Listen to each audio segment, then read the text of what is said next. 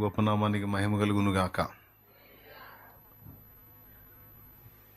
దేవుని చిత్తం అయితే భవిష్యత్తులో చాలా చేయాలనుకుంటున్నాం. అందులో ఇంకొకటి ఏంటంటే, అచ్చంగా ఒకరోజు ఓన్లీ ఆరాధన పెట్టుకుందామని ఆశ.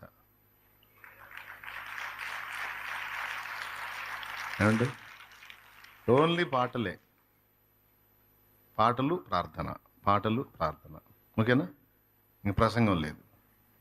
దేవునికి స్తోత్రం కలుగును గాక. ఓకేనా?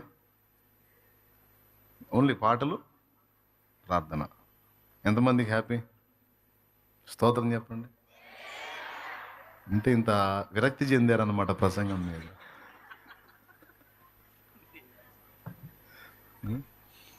ప్ర- ప్రసంగ ప్ర- ప్రసంగం మీద అంత విరక్తి చెందారు. పర్లేదు పర్లేదమ్మా. దేవుని చిత్తం అయితే తప్పకుండా ఆ పని చేద్దాం. చాలా ఆశగా ఉండింది ఎన్నో రోజుల నుంచి, అదొక కోరిక నాకు. అచ్చంగా ఆరాధన ప్రార్థన. ఎటుగుడి వాక్యం మీరు వారంలో వింటానే ఉన్నారు కనుక, యూట్యూబ్లో అందుబాటులోకి వచ్చింది కనుక, అంశాలన్నీ కూడా మీకు అందుబాటులో ఉన్నాయి కనుక ఒక పక్క వాక్యం వినొచ్చు. మనం కలిసి ఇలాగా పాడుకొని దేవుణ్ణి మయంపరచుకోవడానికి ఒక డే కేటాయించుకొని మంచిగా ఆరాధించుకుందాం, ప్రార్థన చేద్దాం. స్తుతి మన స్థితిని మారుస్తుంది అన్నారు భక్తులు. అందుకంటే ముందు బైబిల్ అదే చెప్పింది. స్తుతి మన స్థితిని మారుస్తుంది అని బైబిల్ కూడా చూపించింది.